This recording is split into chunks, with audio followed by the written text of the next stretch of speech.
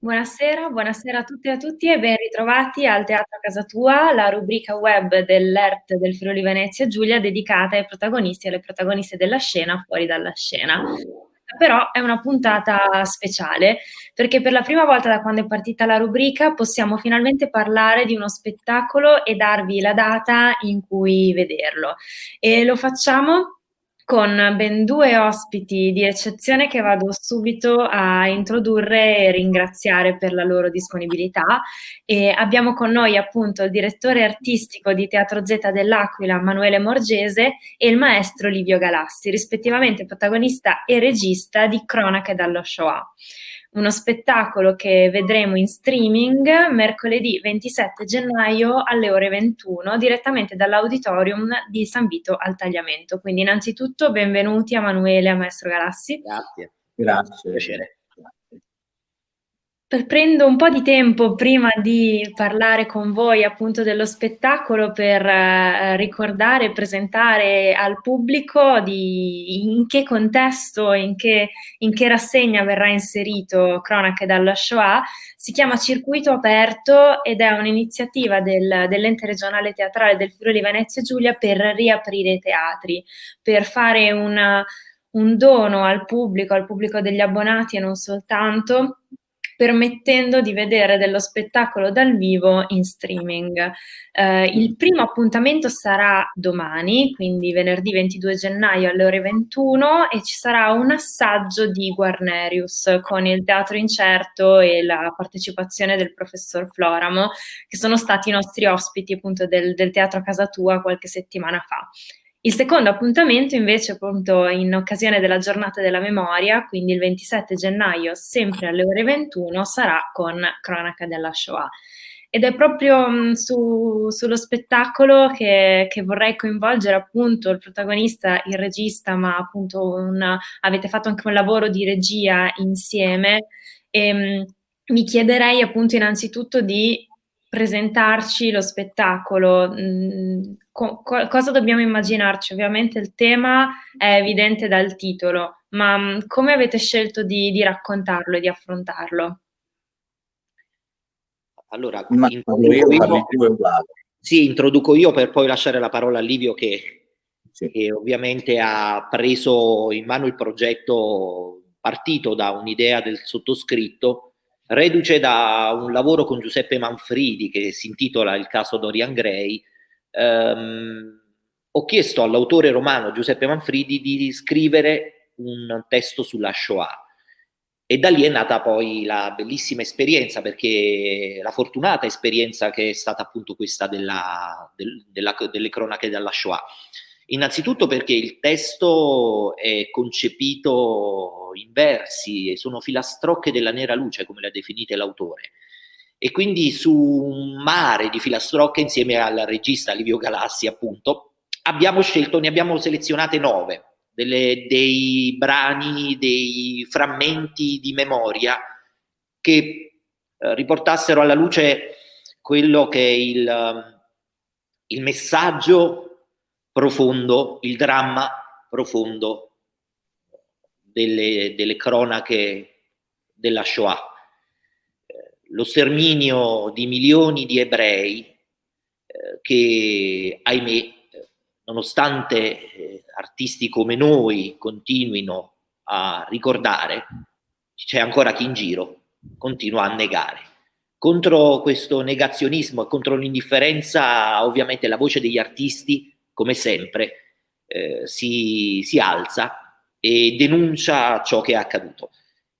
Il lavoro nasce da una coproduzione con il Teatro della Pergola di Firenze, perché proprio alla luce appunto di quest'altra esperienza con l'autore Giuseppe Manfridi, quindi ecco la foto con i due bravissimi interpreti con me, interpreti musicisti che sono in scena, che sono Fabrizio Bosso e Julian Oliver Mazzariello, ovviamente Fabrizio Bosso alla tromba e Julian al pianoforte. Come nasce questa esperienza? L'idea è quella di utilizzare la musica jazz, tra l'altro, la musica che interviene come se fosse il respiro del pubblico, la riflessione, un momento di riflessione, dopo quindi la parola, dopo la densità, la parola di Manfredi, da me interpretata, arrivano le note della tromba di Fabrizio e del pianoforte di Julian. Sono veramente momenti di tensione molto particolari, proprio perché io sento particolarmente la tematica. Lo spettacolo ha debuttato in forma di lettura a Cracovia, sono stato ad Auschwitz con la delegazione del Ministero dell'Istruzione, perché lo spettacolo nasce con il sostegno del MIUR.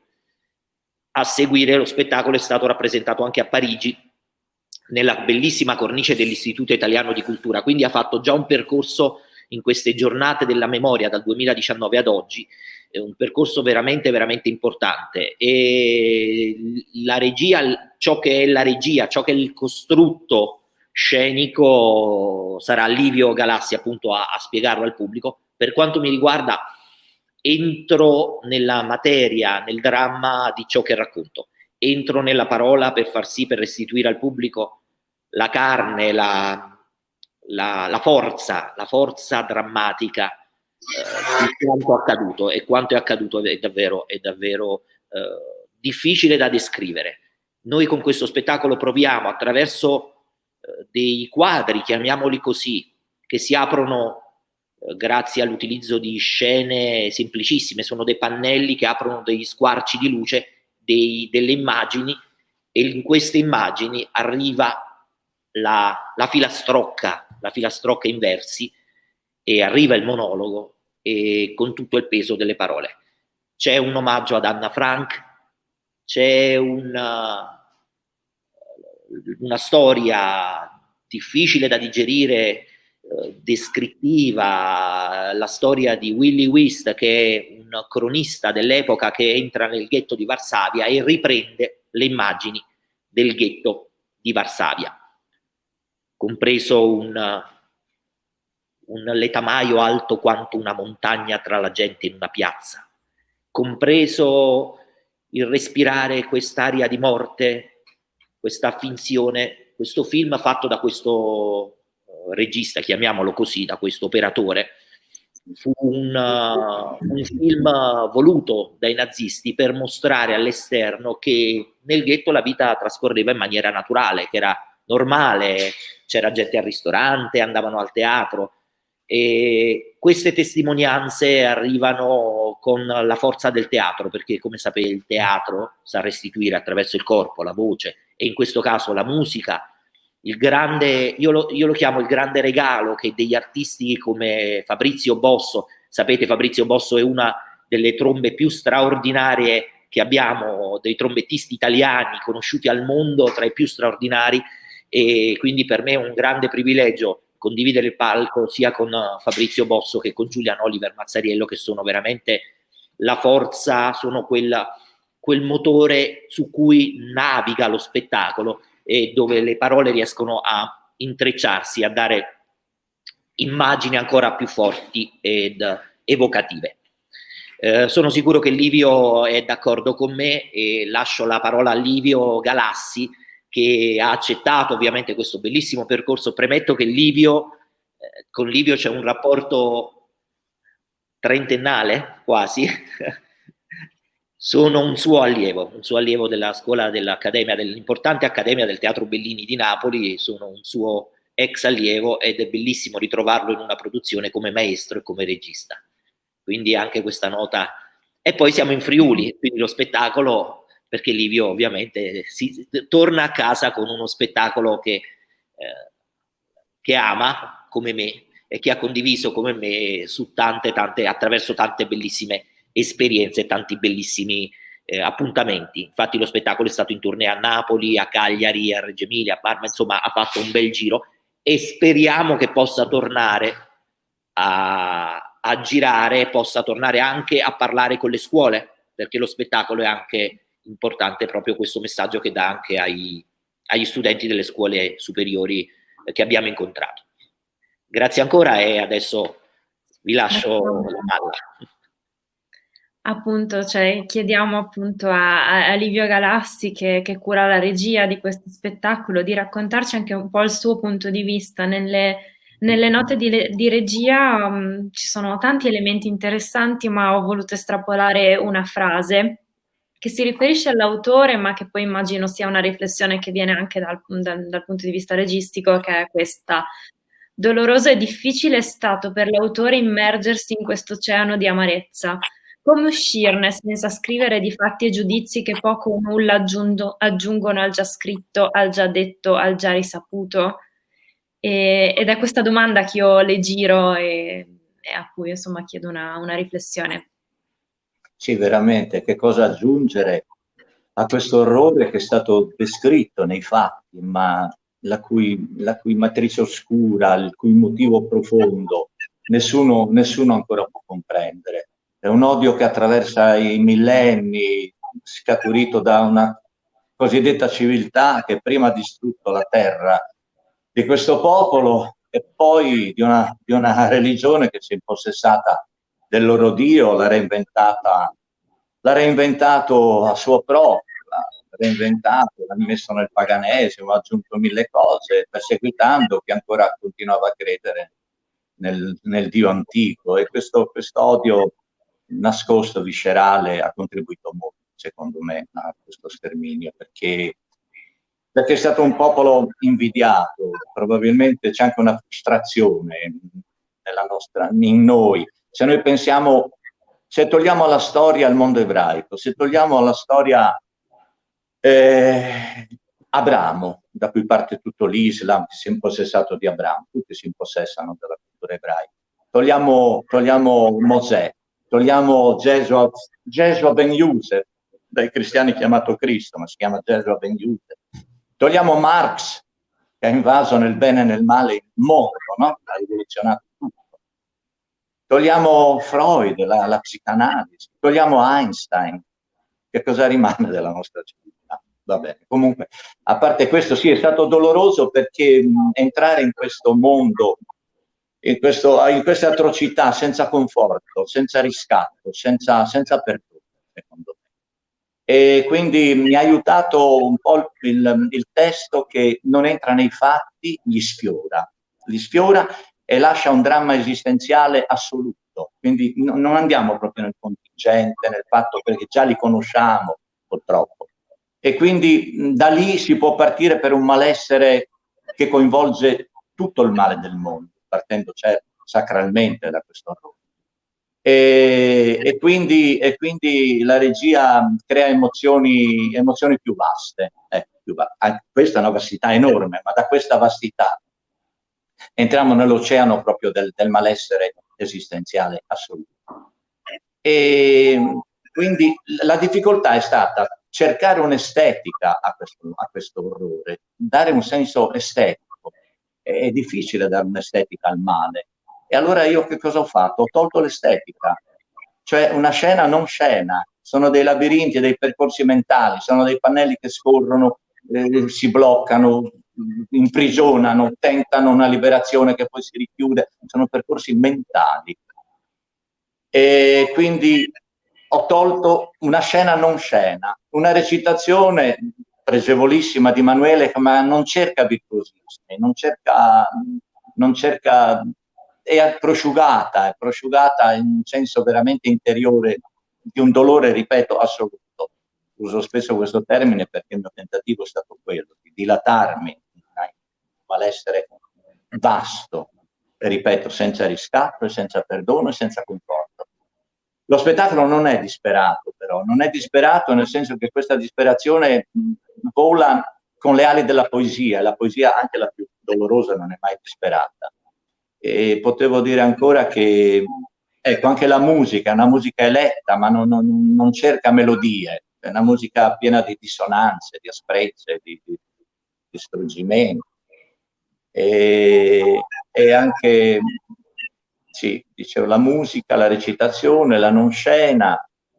La non scena concepita dal regista, perché la scena l'ha voluta proprio così. Livio ha prediletto questo movimento di pannelli, questo essere, questa compostezza di lettura, questi pannelli su rotaia che aprono e chiudono. Un labirinto mentale, sì, è un labirinto mentale, si aprono, si chiudono, si riaprono, e questo è quanto, insomma, è stato doloroso, ripeto, immergersi in questo mondo, ma mi ha riscattato la poesia di Manfredi e poi tutto il contorno, la recitazione di Emanuele, le musiche dei due pregevolissimi musicisti. Sì, posso aggiungere una cosa, Livio infatti è stato molto più chiaro di me. Io prima ho accennato materialmente a dei fatti accaduti.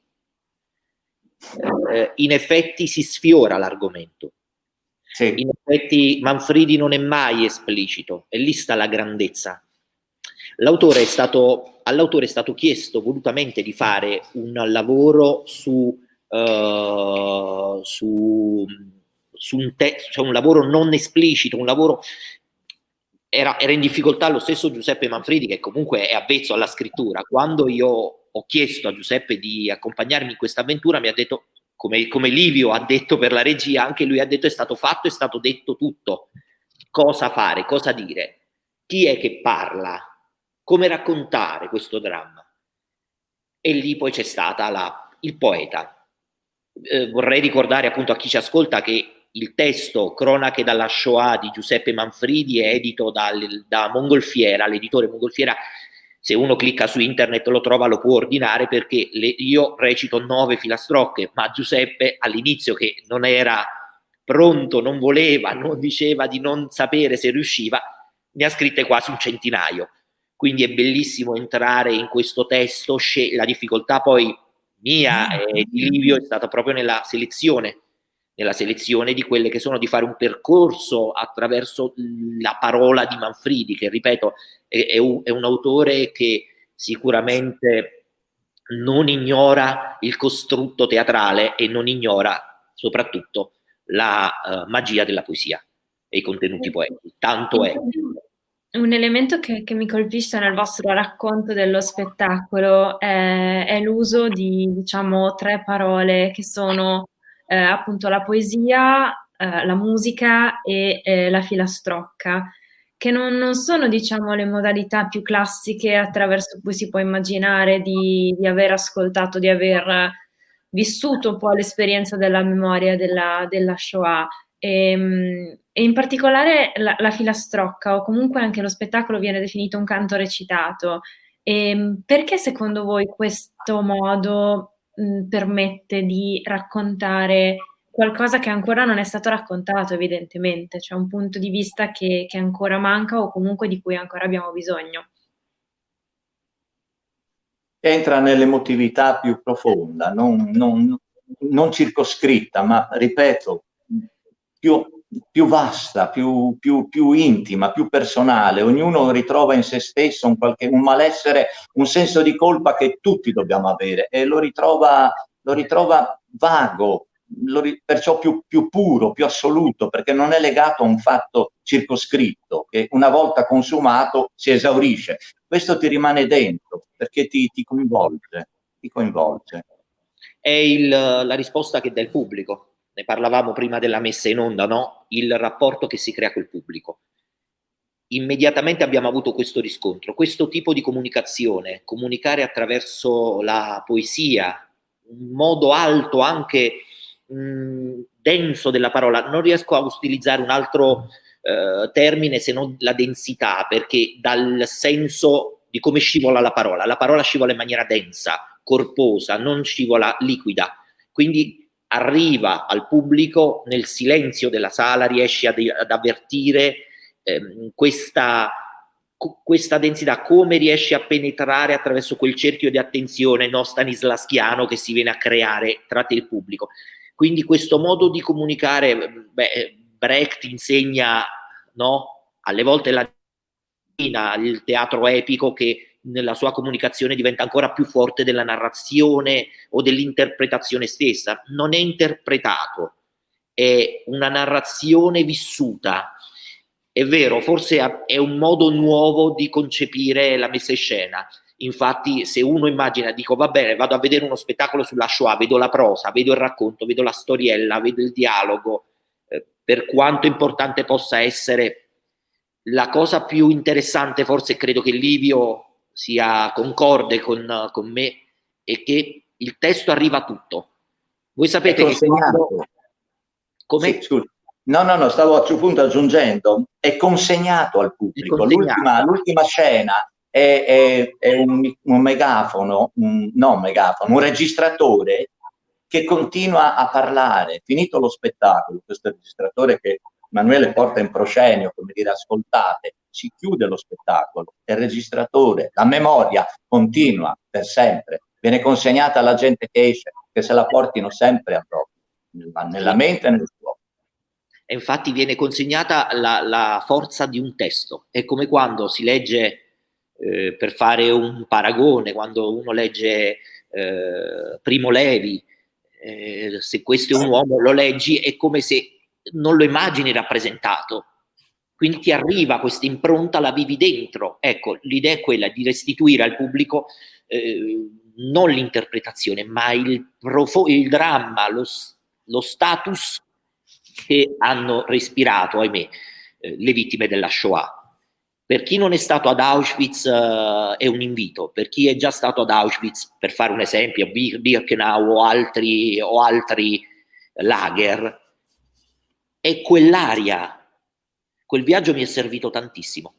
L'aver toccato con mano il filo spinato, che all'epoca ovviamente quella rete non poteva essere sfiorata, l'aver toccato con mano, l'aver respirato quel posto, per un interprete è una cosa fondamentale. Sicuramente quello mi è servito per entrare ancora meglio nella parola scritta, e grazie alla regia poi che ha ovviamente messo il sigillo su questo percorso, siamo riusciti, per fortuna, sembrerebbe, a fare un percorso nella memoria.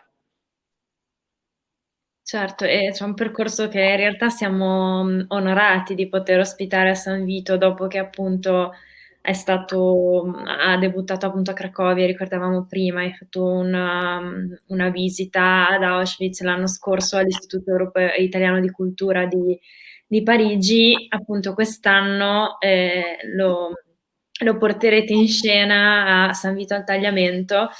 E quindi è naturale un po' chiedervi qual è il vostro rapporto con il Friuli Venezia Giulia, cioè perché proprio avete voluto portarlo proprio qui in questa occasione, perché ricordiamo lo spettacolo era previsto di persona, quindi era uno spettacolo che doveva avere il pubblico. Ovviamente in questo momento il pubblico non può accedere, e abbiamo voluto mantenerlo lo stesso e donarlo al pubblico che può seguirlo un po' da ovunque si trovi. Ma voi sarete fisicamente a San Vito, ecco. Saremo fisicamente a San Vito, ci sarà anche Livio, al cui ho chiesto, sapete che il regista di solito non segue lo spettacolo, invece per me è un evento.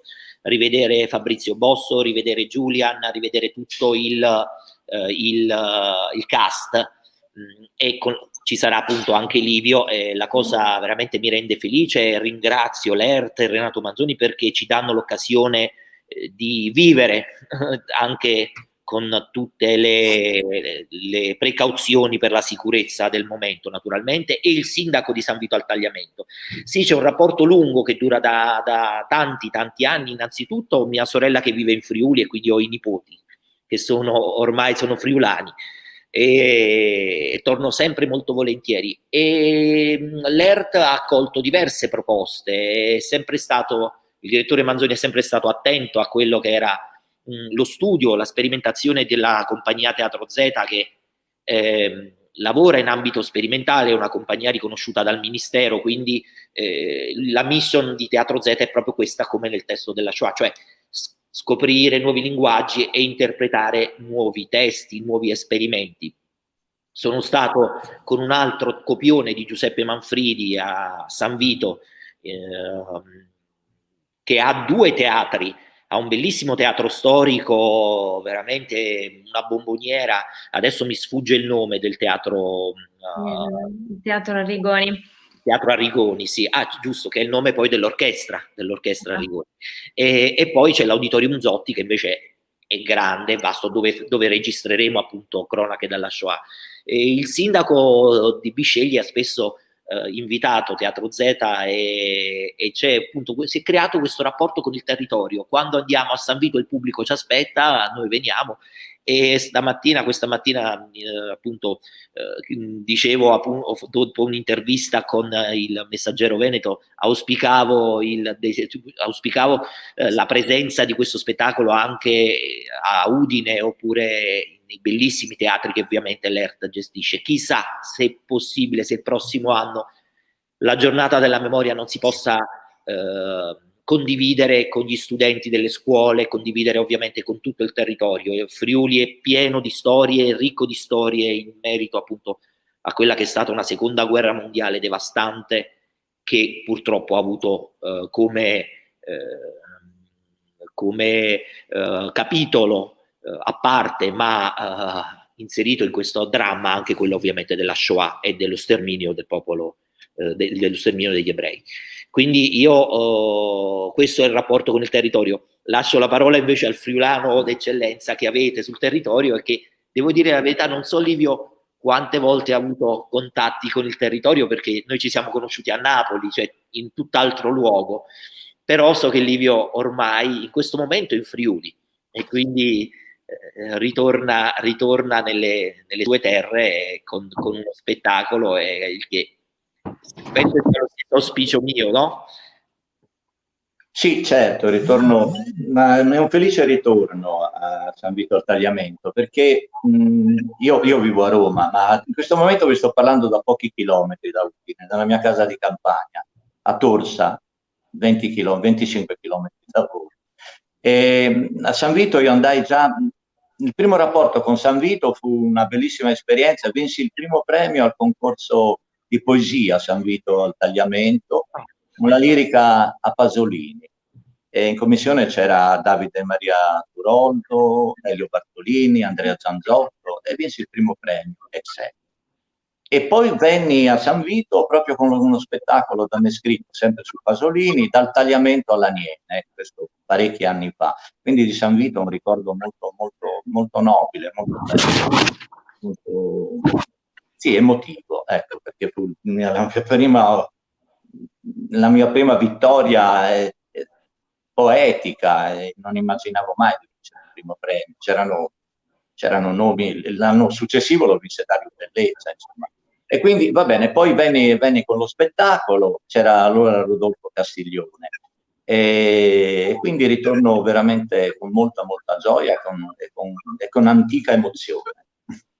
Sì, scusami Angela se interrompo, permettetemi di dire che Livio è anche scrittore, perché ovviamente in questa veste di regista spesso dimentichiamo che invece ho a che fare anche con una persona che si intende di scrittura, quindi questo è il motivo per cui poi uno spettacolo teatrale, la parola arriva con un'altra forza. Livio ha scritto 3 o 4 romanzi, racconti, poesie, oltre alla sua attività di attore di cinema con Stellini, Bellocchio, insomma, Tarkovsky.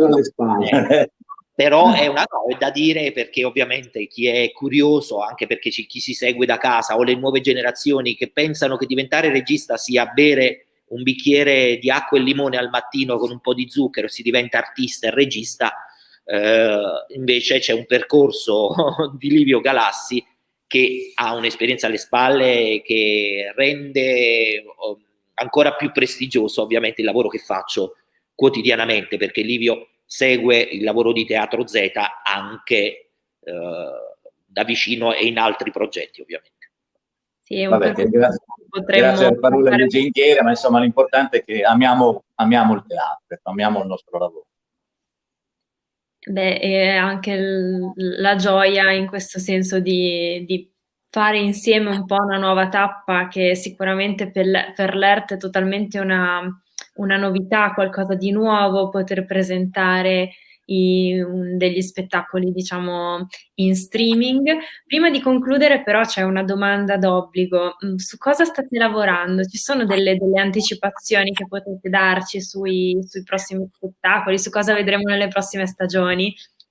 Io rido sotto i baffi perché Livio non lo sa ancora su cosa dobbiamo lavorare. Diciamo così in diretta? Possiamo? Lo dico in diretta e Livio non lo sa, ma chiederò il suo aiuto ovviamente perché vorrei avere il coraggio di fare regia e avere vicino anche lui nella nuova esperienza futura, di nuovo progetto, mi renderebbe ancora più forte.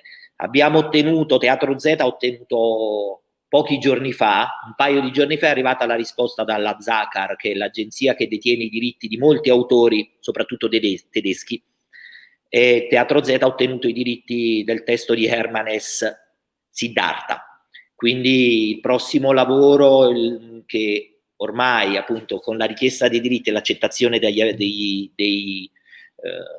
aventi diritto, che sono appunto gli eredi di Hermanes, metteremo in scena un nuovo Nobel per la letteratura, come è accaduto nel caso di Albert Camus con il Caligola, questa volta un testo non teatrale, testi d'arte, che dovrebbe debuttare quest'estate, chissà come, chissà quando, o nello specifico, però ovviamente poi racconterò a Livio da vicino a quattro occhi questa nuova esperienza.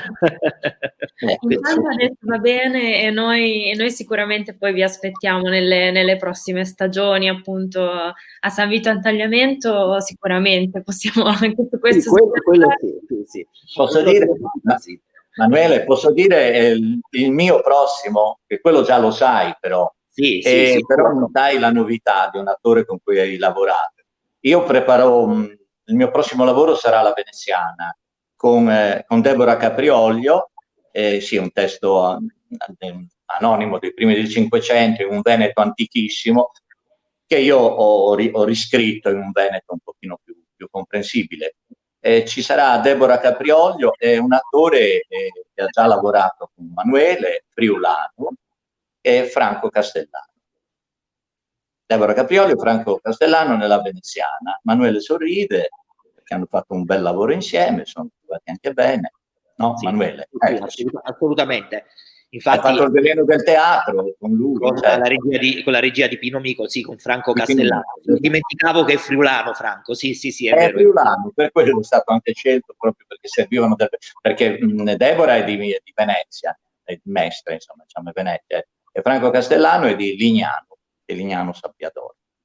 Sì, per la lingua appunto che diceva, cioè se è un Veneto moderno effettivamente ci vogliono degli attori che sì, non modernissimo, però era incomprensibile, era quasi ruzzantiano, insomma era un Veneto veramente incomprensibile, quindi ho dovuto adattarlo, no? tenendo quella unicità, quel senso letterario. No, non è stato semplice neanche quello, perché doveva essere comprensivo, ma tenendo anche il sapore arcaico, ecco. Va bene. È bello chiudere appunto con i progetti per il futuro, ma anche dandoci un appuntamento, diciamo, a tra pochissimi giorni.